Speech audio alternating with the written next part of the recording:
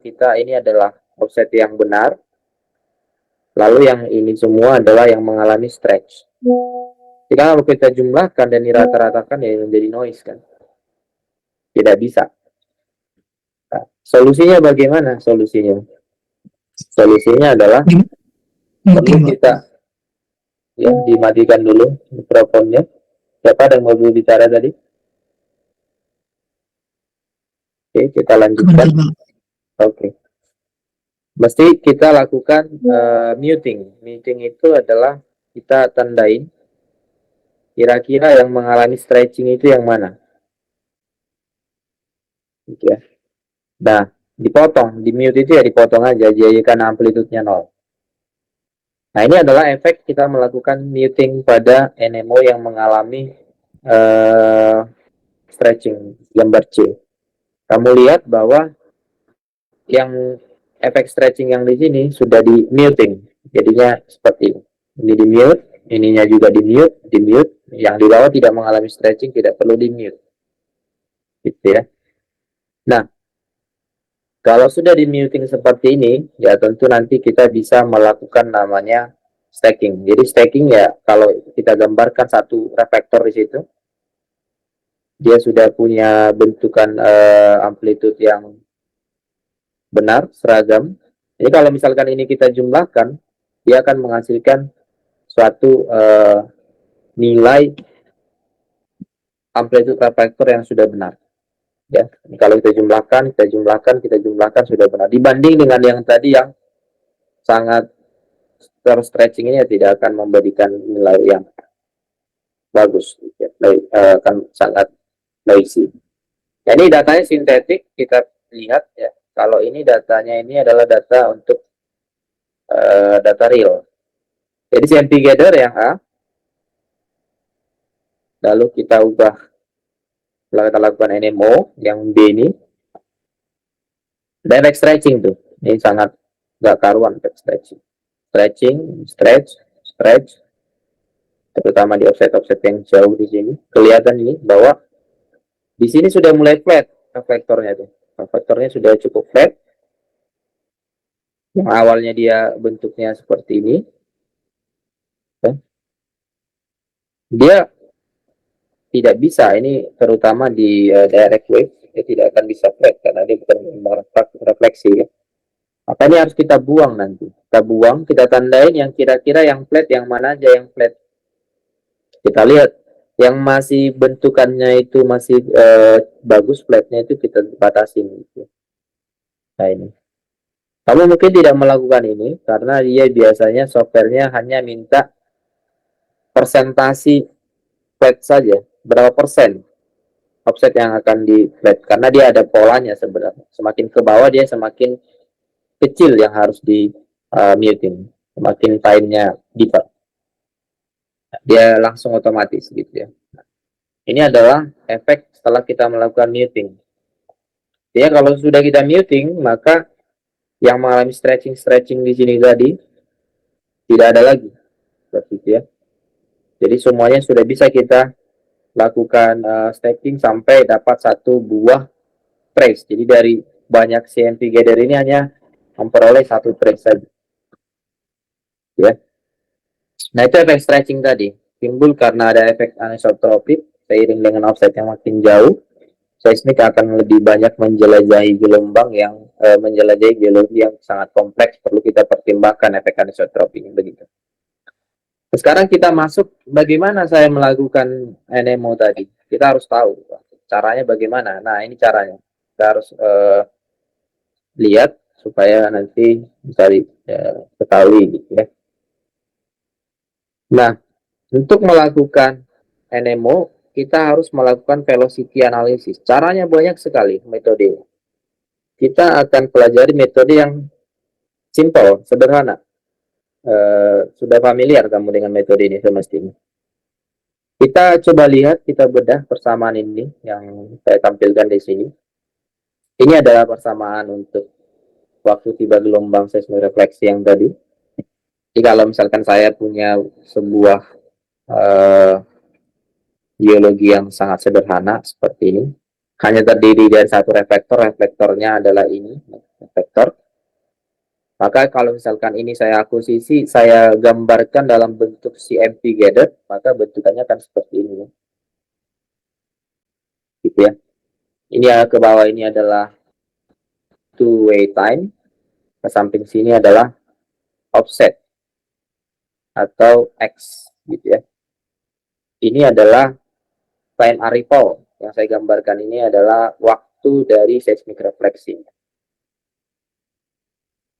Persamaan T-nya adalah ini, T kuadrat, T0 kuadrat, X kuadrat, P kuadrat. T0 kuadrat tadi adalah X ketika 0 atau 0 offset. Ya, T ini ketika ada efek offsetnya. Berapa nilai offset, makanya fungsi dari X, fungsi dari offset. Dia akan seperti itu. Artinya semakin offsetnya jauh, dia semakin lama waktu tibanya. Ya. Nah, coba kalau kita lihat misalkan, kalau saya gambarkan, tadi kita punya persamaan T kuadrat sama dengan T0 kuadrat tambah X kuadrat per P kuadrat. T kuadrat itu misalkan adalah, saya tulis di sini, T kuadrat misalnya adalah Y, saya variabelkan variabel Y yang baru. Sedangkan T0 kuadrat itu misalkan variabelnya adalah B saja. Ya. Ini misalkan saja. Kalau misalkan X kuadrat itu adalah X saja.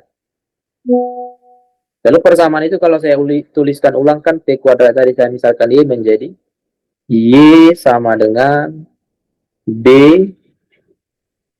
karena T0 kuadratnya adalah B, saya misalkan di situ, ditambah dengan seperti saja saya tulisnya, V nemo atau V stacking, dikalikan dengan X.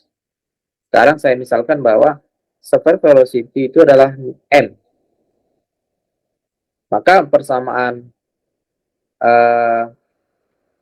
waktu tiba gelombang saya yang hyperbolik tadi, kan persamaan hyperbola tuh, A kuadrat sama dengan B kuadrat tambah C kuadrat, ini kan persamaan hiperbola ya.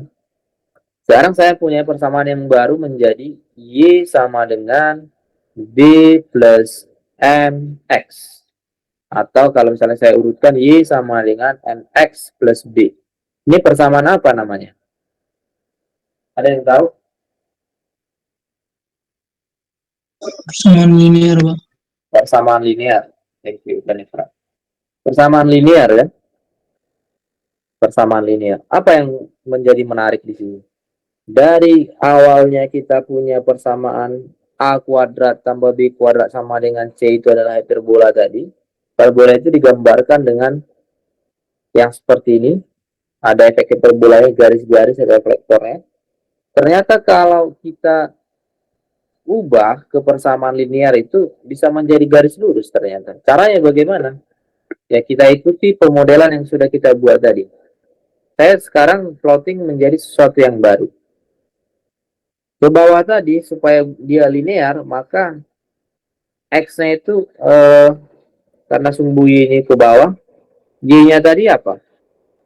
T kuadrat ini kan. Sehingga harus kita kuadratkan T kuadrat. Sedangkan X-nya tadi ke sumbu X itu adalah offset. Offsetnya dari kita misalkan adalah X kuadrat. Makin X kuadrat di sini. Sehingga kalau semua posisi arrival time-nya, berapa waktu tiba untuk satu reflektor, kita plotting setelah kita kuadratkan, baik waktu tibanya maupun X-nya, kita kuadratkan menjadi seperti ini. Ternyata dia menjadi garis yang linear. Yang awalnya di hyperbolik, ya. Kalau kita kuadratkan bukan amplitude yang dikuadratkan, tetapi waktu tibanya, beda amplitude dengan waktu tiba. Ya. Ini menjadi garis lurus. Harapannya seperti itu, walaupun kalau data real ya tidak mungkin lurus. Nah, dari sini kita bisa lihat dari model persamaan yang kita buat tadi. Suatu garis akan mempunyai apa saja. Garis linear kan dia pasti punya propertinya ya. Ada namanya gradien atau kemiringan, dan ada namanya intercept. Intercept itu adalah ketika garis itu memotong sumbu X sama dengan 0 set time. Tadi kita sudah misalkan bahwa N di sini adalah koefisien dari X. Kita tahu bahwa N itu adalah nilai gradien, kan? N itu nilai gradien, kita manfaatkan untuk menghitung velocity. Berarti velocity saya adalah 1 per N. Sedangkan T0 tadi, kita membutuhkan T0 nanti untuk koreksi Nemo-nya. Itu adalah, kalau garis ini saya tarik lurus sampai berpotongan dengan X sama dengan 0, di sumbu Y itu adalah T0. Atau yang dikenal sebagai interceptor. Sederhana ya, caranya. Nah, misalkan saya kasih contoh supaya tidak bingung caranya. Nanti misalkan kalau kita diberikan suatu permasalahan yang sederhana gitu ya. Ini coba saya ganti yang lebih terang. Kenapa yang lebih terang? Merah kali. Terlihat? Mudah-mudahan terlihat ya. Misalnya kita diberikan contoh kasus. Ini misalkan terdiri dari suatu reflektor yang sederhana saja. Yang seperti ini. Gitu ya. Ini adalah two-way time. Sorry. Hilang ya. Sebentar.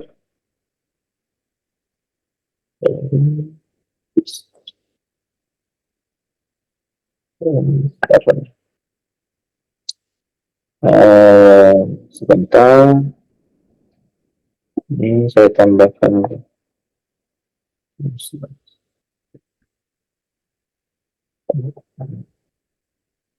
Nah, misalkan nanti kita diberikan suatu permasalahan, misalkan kita punya waktu tiba di sini. Ini adalah CMP gather, begitu. Ini adalah two-way time, dan ini adalah offset. Ya. Lalu diberikan datanya, misalkan untuk offset tertentu, diberikan two-way time-nya berapa gitu. Misalkan ini nih, picking beberapa pickingan misalnya. Untuk offset tertentu, katakanlah offsetnya X adalah 10 meter, waktu tibanya 0,51 misalnya. 20 meter 0,62 misalnya. 30 dan seterusnya itu 0,73. Nah, mungkin datanya bisa banyak di bawah ya. Untuk melakukan koreksi Nemo tadi, kita mesti melakukan kurva T kuadrat X kuadrat plane tadi. Jadi semua nilai X sebagai offset dan T sebagai waktu tadi kita kuadratkan. 10 dikuadratkan jadi 100, berapa angkanya di situ gitu ya. 0,51 dikuadratkan diplot ulang situ. Maka semua titik-titik tadi kalau kita plot di T kuadrat X kuadrat menjadi garis yang linear harapannya. Nah, ini kalau kita plotting, kita lakukan regresi linear regression linear, maka dia akan satu garis lurus. Velocity diperoleh dari support gradient. Tapi hati-hati bahwa gradient itu masih dalam bentuk velocity kuadrat, jadi bisa diakarkan saja. Karena tadi kan seperti kuadrat sebenarnya M itu ya. Kalau M itu ya mesti kita akarkan dulu gitu ya. Lalu untuk T0-nya, T0 adalah waktu intercept, itu dari persamaan gradien itu kita sudah dapatkan Y sama dengan MX plus D tadi. Kita punya persamaan garis, maka kalau X-nya 0, tinggal B kan, Y sama dengan B itu adalah titik potong di sini. T0 itu adalah intercept. Ketika X-nya sama dengan 0. Kita punya tuh. Sekarang kita bisa menggunakan persamaan yang ini. Nah, ini persamaan. Jadi kita bisa dapatkan, setelah kita punya T0, hasil dari intercept dari tadi, ini hasil dari gradien. Semua angka ini udah punya kan? Ini angka 1 ya, angka 1. X itu adalah offset. Tergantung kita mau lakukan koreksi trace di offset berapa, dan seterusnya. Nah, nanti kamu jadinya, kalau misalkan saya gambarkan di sini, awalnya adalah seperti ini. Ini adalah hiperbolanya. Dia seperti itu ya. Masih membentuk efek hyperbolik. Kalau melakukan delta TNMO berarti masing-masing trace itu dikoreksi. Karena kan dia depend on X. Tetapi velocity maupun T0-nya itu menjadi satu. Karena kita anggap dia satu dimensi semua. Geologinya sama kan. Sehingga T0-nya dan P0-nya itu satu. Sehingga kita bisa punya delta TNMO untuk banyak trace. Untuk satu CNP yang sama. Dengan memvariasikan nilai X tadi. Misalkan X-nya di sini 10, jadi berapa delta TNMO-nya? Masukin aja angka-angkanya. Dapatkan sekian milisekund misalnya, atau second terserah. Nanti TNMO di trace kedua, trace pertama, seterusnya. Artinya kita punya koreksi itu tinggal dijumlahkan saja. Di shifting. Jadi awalnya dia sampainya di katakanlah 0,57 milisekund. Karena kita kurangkan dengan koreksi NMO, dia bisa menjadi naik lagi, menjadi 0,4 sekian. Akhirnya jadi flat, karena offset makin jauh, maka nilai koreksinya kan semestinya semakin besar. Ketarik dia ke atas. Setelah ketarik ke atas ya menjadi flat saja. Setelah flat bisa di stacking. Begitu caranya, cukup sederhana. Silahkan dipelajarin supaya kamu paham. Nah, ini tadi.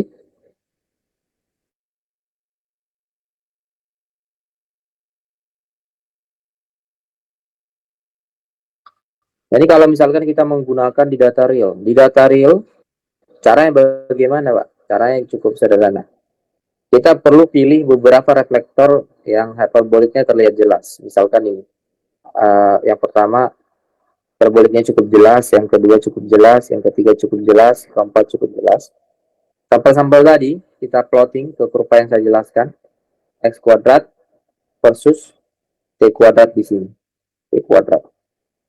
Maka masing-masing sampel reflektor kita picking beberapa poin, offset berapa, TWT-nya berapa. Misalkan yang pertama ini di picking di sini ada beberapa sampel diambil dia 3. Hitung gradien, hitung velocity-nya dapat ya. 2100, 2200, polanya sama. Nah, itu kalau dilakukan interpolasi masing-masing titik velocity tadi, maka jadilah seperti yang kamu biasa picking. Nah, ini kan kamu picking tuh, ini spektrum velocity atau namanya velocity semblance itu. Ini adalah titik-titik yang semestinya kita picking. Ya. Artinya, semestinya velocity itu semakin deeper akan semakin lebih tinggi kan. Makanya pickingannya bisa seperti ini. Semakin deeper time, semakin ke bawah sini, maka velocity semestinya harus meningkat karena ini bukan nilai velocity. Jadi pickingannya harus seperti itu kalau kamu picking di front. Mungkin kadang-kala juga nggak harus selalu ke kanan sini, bisa juga dia agak ke kiri sini ya. Pokoknya intinya adalah yang perlu dilihat itu apakah setelah kita picking nilai dari reflektornya menjadi flat atau enggak. Nilai dari CMP di zero offsetnya menjadi flat atau enggak ya, itu menjadi poin utama. Nah ini kalau misalkan di data gather ya, CMP gather untuk data yang lain, contohnya aja yang merah ini adalah spektrum velocity. Nah, yang perlu kamu picking itu adalah maksimum velocity di tiap interval time, misalkan nggak begini ya. Nah ini kita coba lihat, ini adalah dari data CMP gather yang di kiri, kita picking beberapa poin. Yang kamu picking di Promax itu, yang nilai plus di sini adalah titik-titik pickingannya. Nah ini pickingannya diinterpolasi aja, supaya nanti hasil interpolasi yang digunakan untuk semua interval time. Ini sudah benar? Sudah, kenapa? Karena kalau kita lihat di sebelah kanan hasil CMP di zero offset, sudah lebih flat dia, flat. Memperhatikan flat, sudah flat, relatif flat ya, dan seterusnya. Perbedaan yang di sini tadi, yang di sini tadi masih nggak karuan ya. Nah, ini beberapa sampel reflektor yang diambil ya. Nah, ini sini masih ada efek hyperbolanya. Ini sudah dilakukan muting, kamu lihat ini batas-batas mute-nya karena ada efek stretching dari di sana. Ya. Nah, ini kalau misalkan kita terlalu salah mengambil peaking velocity. Nah, tadi peaking velocity mestilah di puncak-puncak ini kan. Tetapi kamu pickingnya mungkin agak ke sini. Ya. Jatuhnya apa? Jatuhnya dia belum flat. Terlihat, ini adalah garis yang semestinya flat, ada garis-garis bantunya. Tapi vektor kita masih ke bawah sini, masih ke bawah situ, masih ke bawah sini, belum flat. Kenapa? Karena velocity yang kita ambil terlalu tinggi, maka nilai koreksinya terlalu rendah. Karena delta T nemo tadi itu seolah berbanding terbalik dengan velocity kan. Karena tadi delta T nemo, kalau kamu masih ingat, itu adalah akar dari apa itu ya? Yang ini tadi ya, yang di sini. Nah, ini ya. Ini kalau misalkan saya hapus. Nah, ini kan koreksi itu berbanding terbalik dengan velocity. Dan X itu berbanding lurus. Artinya kalau offsetnya jauh, ya delta T nya semakin besar. Itu tadi. Nah, ini kalau kebalikannya, kita terlalu kecil karena kita mau picking velocity yang relatif lebih rendah. Maka dia akan menghasilkan yang belum flat seperti yang digambar paling kanan. Nah, kemudian ini hasil NMO. Kalau kamu perhatikan NMO untuk apa namanya, data real, yang di atas belum di NMO, yang di bawah NMO sudah flat saja. Nah, setelah dilakukan NMO correction, maka dilakukan namanya CMP stacking. Jadi titik-titik yang CMP-nya menjadi satu itu dilakukan stacking sehingga hanya satu saja trace yang dihasilkan. Terlihat ini adalah interpolasi dari time yang kita lakukan tadi, yang paling kiri itu, dan NMO correction itu terlihat dari sebelah kanan atas itu yang dilakukan NMO correction. Lalu untuk masing-masing CMP dilakukan stacking. Jadi stackingnya jadi satu trace di post stack ini adalah hasil stacking dari berbagai data. Makanya hasilnya bisa bagus. Jadi setelah di stacking dia menjadi satu post stack saja. Oke, seperti itu. Cukup singkat yang kita bahas. Ada yang ditanyakan? Silakan. Saya berikan waktu Anda untuk bertanya. Silakan. Ada yang ditanyakan? Ujian hari Senin besok tanggal 18 ya. Soalnya adalah esai 4 soal saja, esai, dan close book tidak boleh membawa catatan bentuk apapun, karena di soalnya kalau kamu butuh persamaan, saya tuliskan persamaannya, kamu hanya mengikuti petunjuk-petunjuknya saja, tidak perlu dihafalkan beberapa persamaan. Boleh bawa kalkulator, silakan. Tidak boleh bawa catatan, HP, ataupun komputer ya, seperti biasa. Ujiannya dari awal processing, dari flow kisi-kisinya saya berikan ada beberapa.